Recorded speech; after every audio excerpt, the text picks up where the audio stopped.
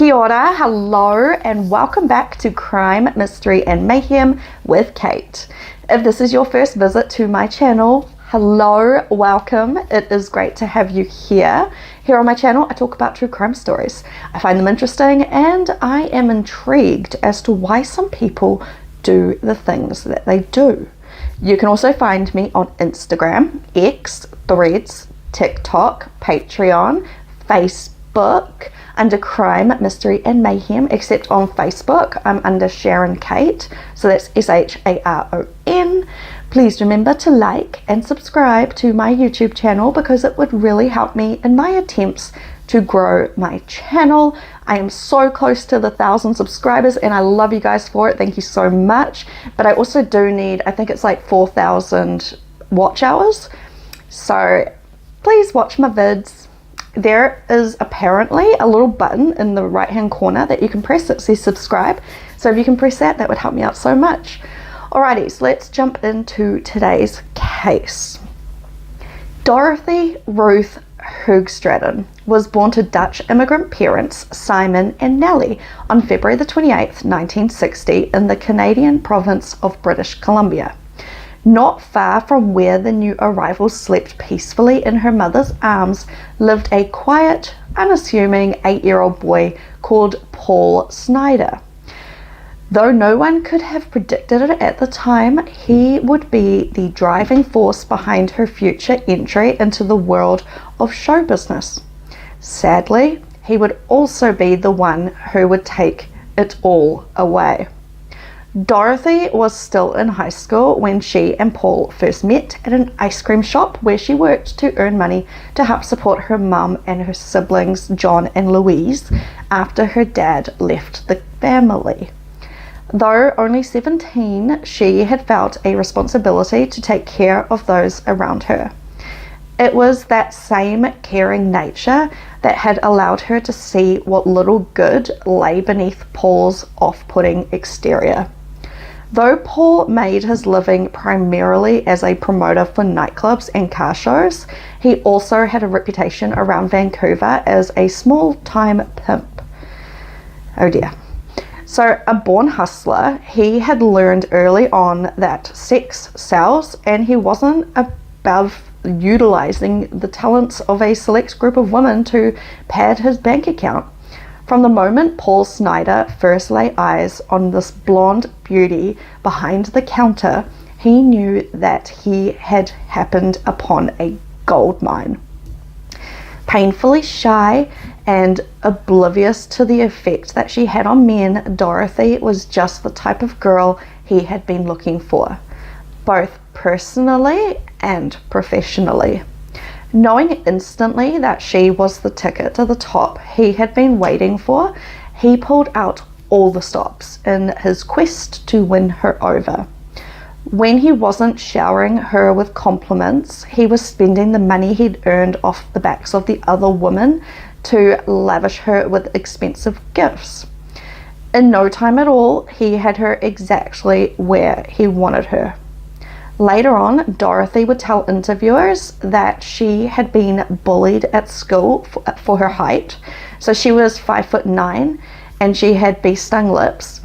Though these features would have been considered attributes in some circles, they were a target for bullies at her high school, because kids can be dicks, right? Yeah. Thanks in part to Paul's constant assurances that she was the most beautiful girl that he had ever seen, the bashful teenager slowly emerged from her shell.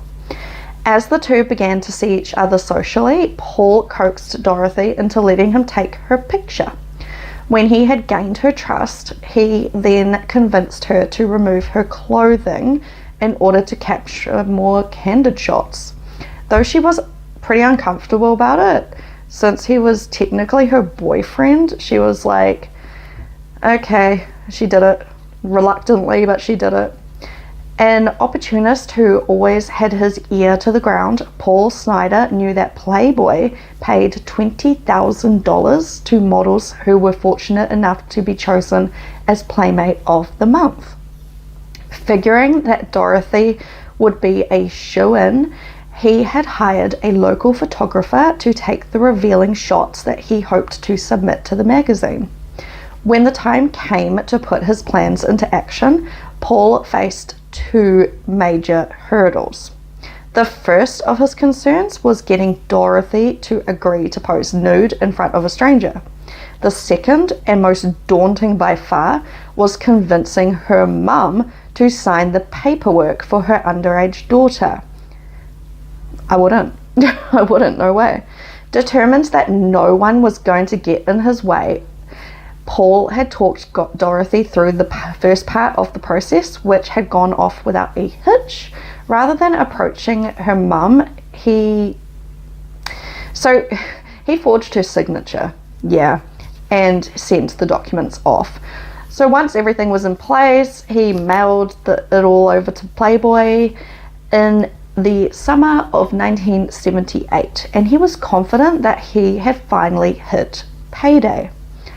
A day after receiving the pictures of Dorothy, one of the magazine's editors had phoned Paul Snider. Blown away by her wholesome, corn-fed image, they offered to fly her out to Los Angeles for a professional photo shoot. Needless to say, the couple packed their bags and boarded the next plane out of Vancouver, bound for sunny California. The magazine's representatives had been smitten with Dorothy from the moment she walked through the door of their office in Beverly Hills. Paul, however, was another story entirely. They didn't like him. He was arrogant and overbearing. He had rubbed everyone the wrong way from the get-go. His garish attire and the way he acted with staff had led most of them to avoid him as much as possible, which wasn't easy since he tried his best to stay glued to Dorothy's side. When presented with the images of Dorothy, Hugh Hefner, the founder of Playboy, agreed that she had a quality that was rarely seen in their business. After meeting her face to face and finding that she was even more striking in person, he had asked her to become a part of the Playboy family. In August of 1978, with Dorothy's career on the fast track to success, she and Paul rented a house in Los Angeles, determined to stay for the long haul. They wanted to make this work, and she was excited. She was scared, but she was excited. Unable to afford the steep rent on their own, they had found another couple who were willing to move in and share the expenses. Though the reps at Playboy considered Dorothy to be as close to perfection in every way as any model they have ever come across, there was only one thing that they wanted to change about her. So after explaining to her that her surname might hinder her career down the line, they suggested that she shorten it to Stratton for professional reasons. It's easier to say. Seeing no harm in it, she and Paul, who always had the last word in all of her decisions, agreed that she would be known as Dorothy Stratton from that point on. In no time at all, Dorothy became a fixture at the Playboy mansion. She also worked alongside other models as a bunny at the Playboy Club, where she rubbed elbows with the Hollywood elite. So lots of creepy dudes. I'm honest, I've seen what goes on in those things. They're creepy dudes. Though she was constantly being hit on by patrons, she stayed true to her her partner, who was her only reminder of home during the bumpy days when she found herself being pushed into a world that was as foreign to her as the moon. In the spring of 1979, Dorothy had confided in Hugh Hefner that she and Paul were going to get married. Unable to comprehend what someone like her was doing with a guy like that, he had cautioned her to think long and hard before going through with the nuptials. His sentiments would be repeated by many others in the coming weeks, but to no avail. In spite of everyone warning her and trying to give her advice, including her own mum, she married him. It was in a small civil ceremony. When her friends questioned her decision, she explained that she wouldn't be where she was if it wasn't for him. So, though the bloom had been off the rose for quite some time, she couldn't bring herself to turn down his proposal after all that he had done for her. In August, Dorothy graced the pages of Playboy as Playmate of the Month. When the issue hit newsstands, her fame began to ascend, seemingly overnight.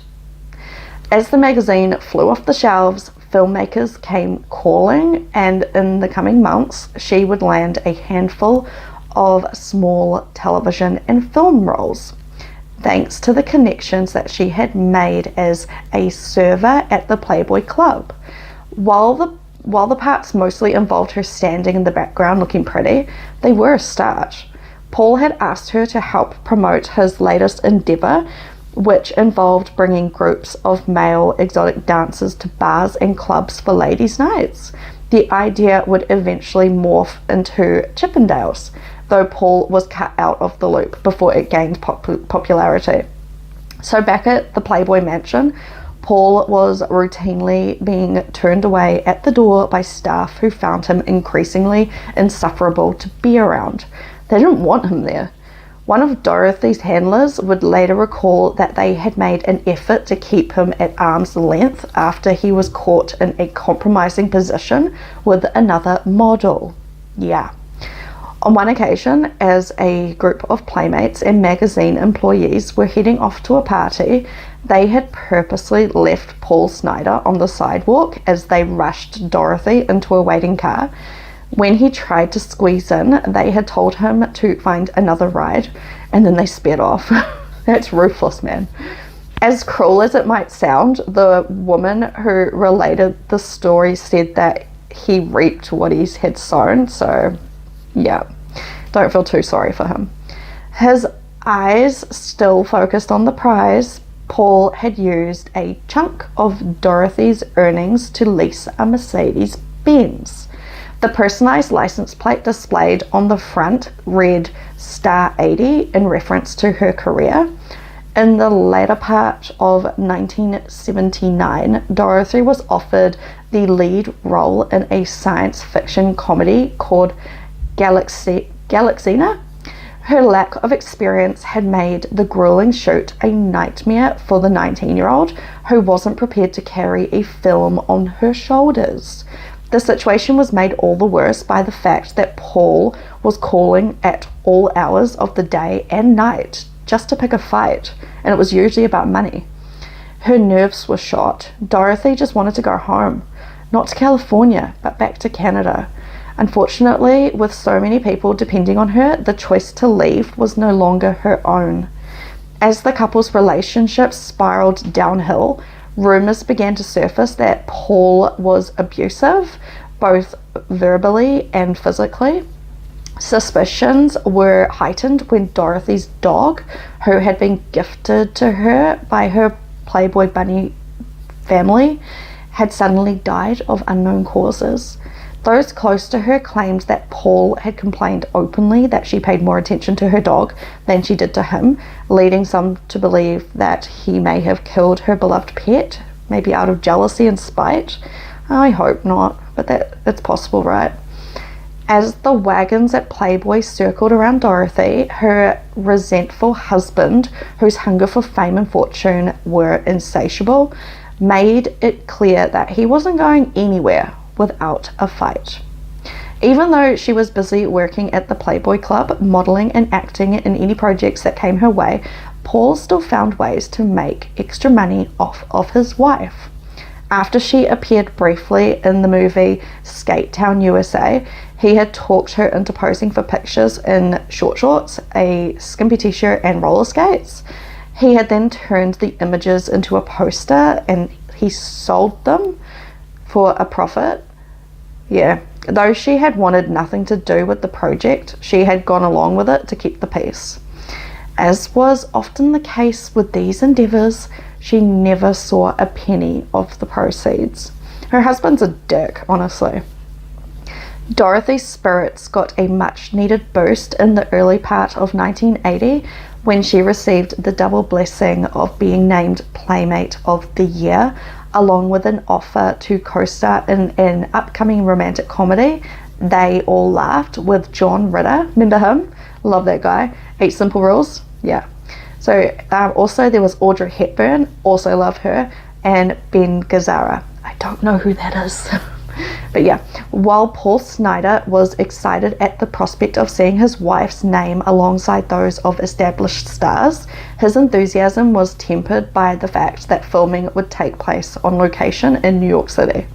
Though this may have been a setback for him, it was the opening Dorothy needed to break free from his grasp, and she told Paul that it would be a closed set, meaning that no one other than players and production staff would be permitted on the site.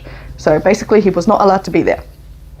And with that, on March 22nd, 1980, filming got underway on the movie she hoped would give her the credibility that she needed to carve out a name for herself in the industry.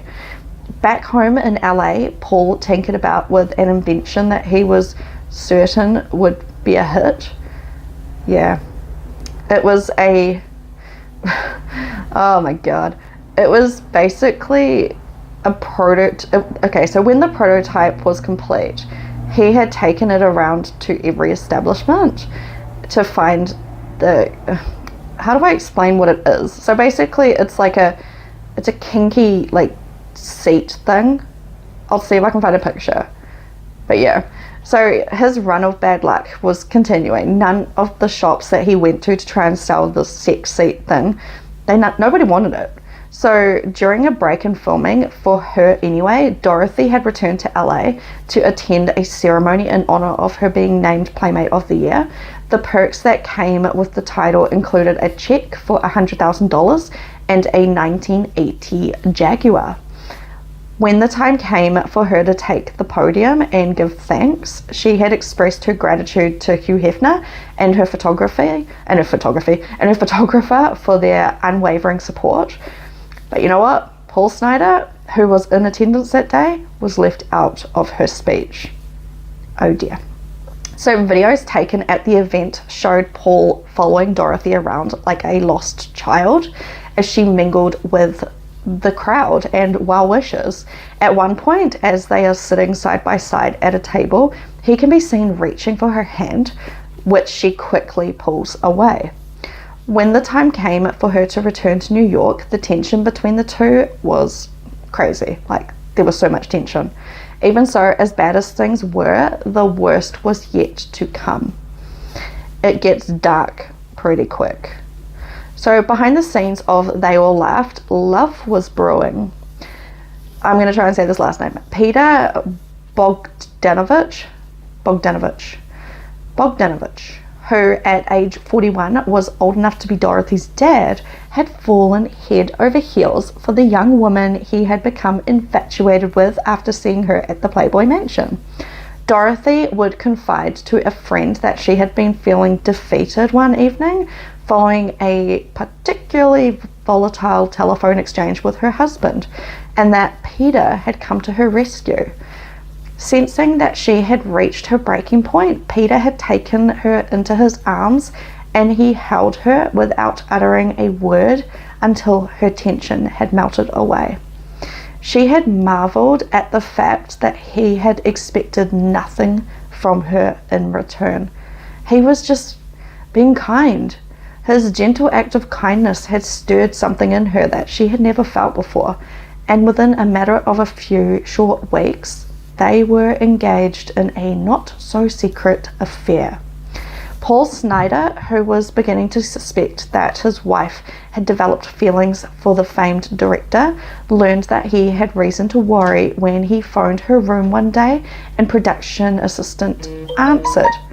Sorry, that was my phone, my other phone. Anyway, when he demanded to speak to his wife, the party on the other end, not realizing who they were talking to, had let slip that she was off somewhere with Peter. So with the cat now out of the bag, there would be no turning back. As part of Dorothy's contract with Playboy, she was obligated to embark on a whirlwind publicity tour to promote her role as Playmate of the Year. During another break in her shooting schedule, she had headed to California to fulfill her duties there before paying a visit to her fans in Canada. As luck would have it, the final stop would be Vancouver, where she planned to spend some time with her family before flying back to New York to wrap up filming on They All Laughed. When she informed Paul that she would be traveling to Canada, he volunteered to go along. Though she said no, he had shown up in Vancouver anyway, but not to see her, but to have her sign autographs at the nightclubs he used to, I want to say worked at, but like we know how he did all the pimping and stuff. But anyway, as usual, he had kept the profits, completely cutting her out of the loop. Although Dorothy enjoyed spending time with Peter, whose personality was the opposite of Paul's, she longed for something that no one in her life was willing to give her, namely the chance to think for herself. Acutely aware that she was growing more distant from the girl that she used to be with each passing day, she wasn't sure that she was ready to leave her old life behind just yet. She was so young. During their next telephone quarrel, in an effort to turn back the hands of time, Dorothy had pleaded with her husband to take her back home, where they could lead a normal life far from the spotlight. But instead of taking her up on her offer, he had dismissed the notion outright. She just wanted to go back to Canada. It became clear to her in that moment that his love had been nothing more than a means to an end. It wasn't a wife he wanted at all. It was a meal ticket, and it had always been that way. In June of 1980, Dorothy sent Paul a letter informing him that she was making arrangements to divorce him. Yeah, and she was going to end all financial ties. Forced to fend for himself, Paul had struggled to come up with his share of the rent, and instead of moving back to Vancouver, he had sold off everything he could, basically all of Dorothy's stuff, including her car. Yeah. On July 30th, Dorothy flew back to LA with Peter. Although she maintained a separate residence, she was spending most of her time at his lavish home in the Hollywood Hills. After learning that his estranged wife was back in town, Paul Snider began stalking her and her new boyfriend. Over the next few days, unbeknownst to them, he was watching their every move like a freaking creep. So on Friday, August 8th, Dorothy had agreed to meet Paul Snider at his home that they once shared. Hoping to turn things around, he had asked her to give him another chance. Having finally seen him for what he was, she had informed him as gently as possible that it was time for both of them to move on. Even so, she agreed to help support him until he could stand on his own feet, which is so kind. She doesn't have to.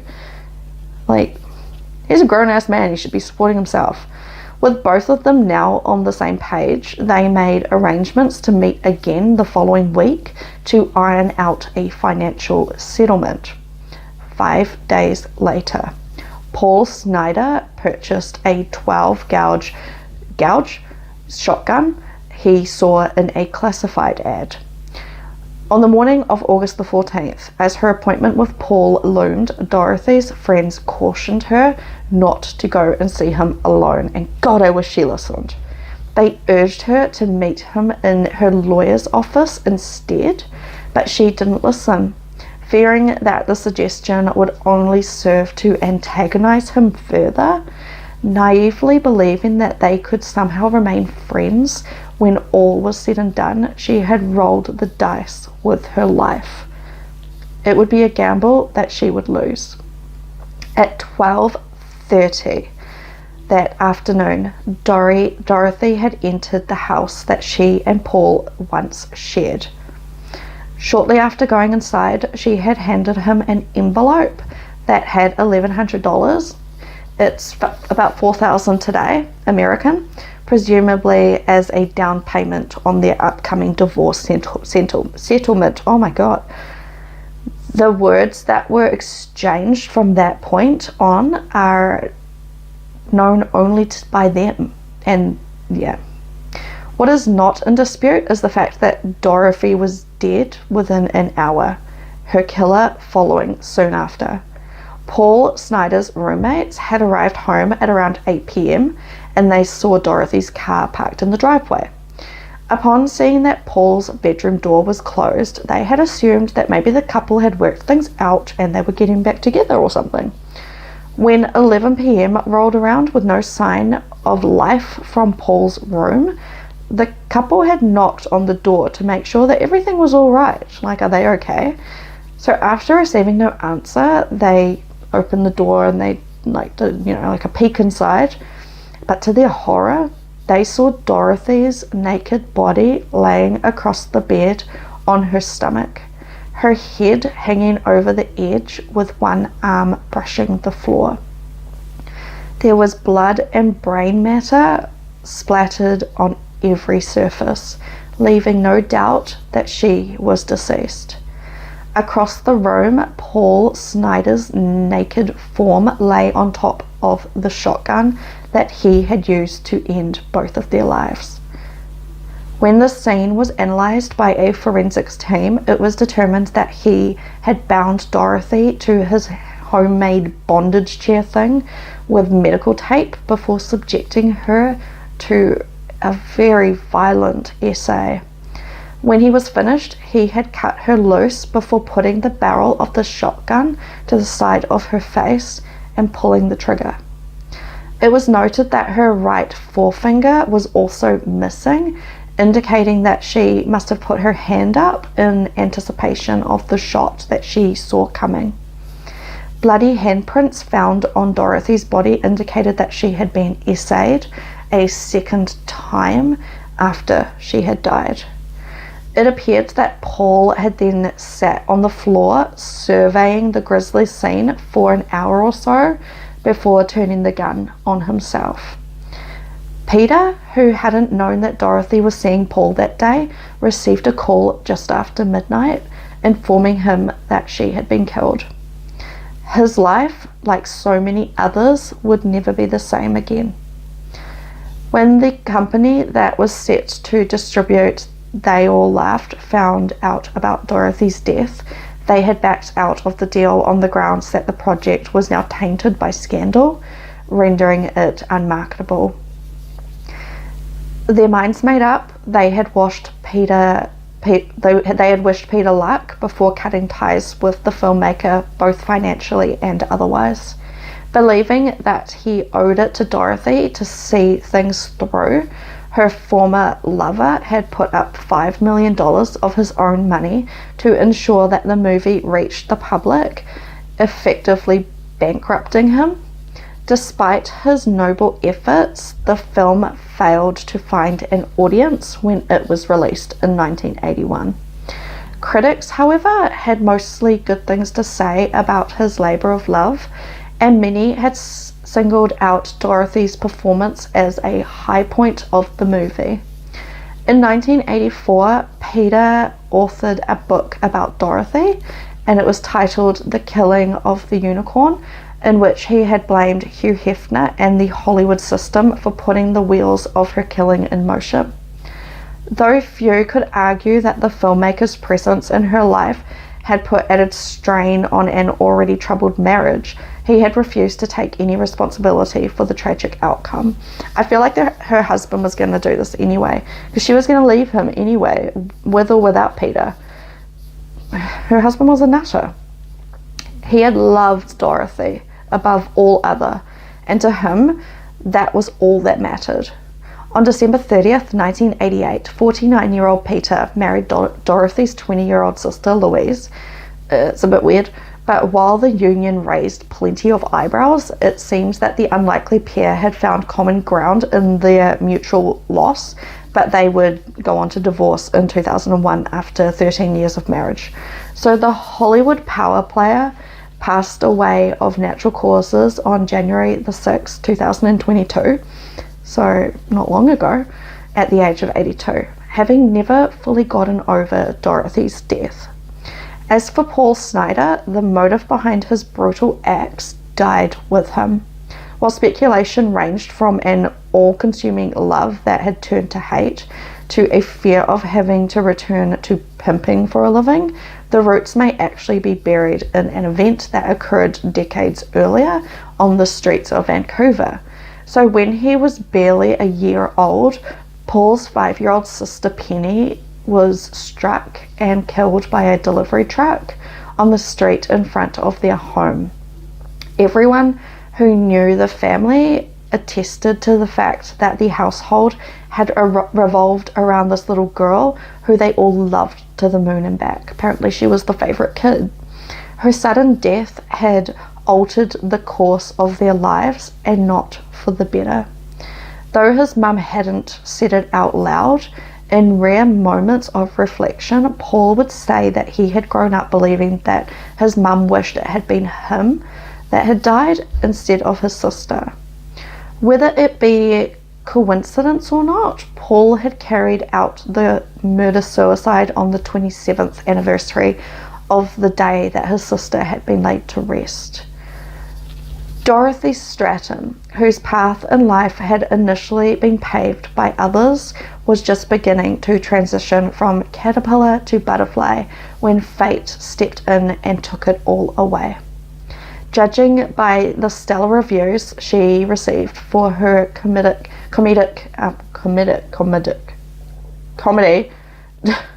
turn in They All Laughed, it appears that the acting career she was working toward was well within her reach.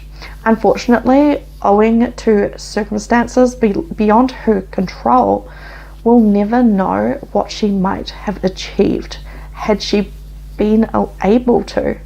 It's such a sad story about a beautiful woman who had so much going for her, just for a monster to take it all away. It's horrible. It's horrible. Okay, so that is today's story. I don't know what I hope. What happened? Oh, I tripped up on the word comedic. Comedic? The other word for comedy. Oh my god, it's comedic, right? I trip up on my words. It's not my fault. It's like this little speech impediment thing I have from my TIAs. I have mini strokes, so sometimes I trip up on my words. My brain is broken. My brain, it's broken. Anyway, yeah, I am done with today's story. I feel sad for this beautiful woman. My god, she was gorgeous. My cat, halfway through filming, my cat came in with a mouse in her mouth, and I was like, I'm trying to film. It's like, do I continue? I continued.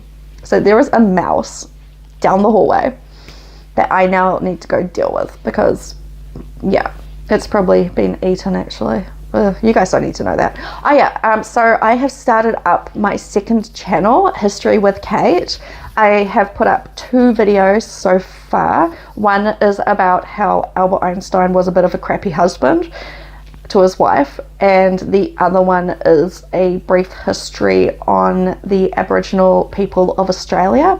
So a bit of interesting if you want to go have a look. That'd be cool. Be cool. Please like and subscribe to that channel as well. And yeah, I am gonna go now and see what my cat has done to this poor innocent mouse. I hope you guys have a wonderful morning, day, night, whatever it is where you are, and I will be talking to you later. Ka kite. Itchy. Oh my god. Bye.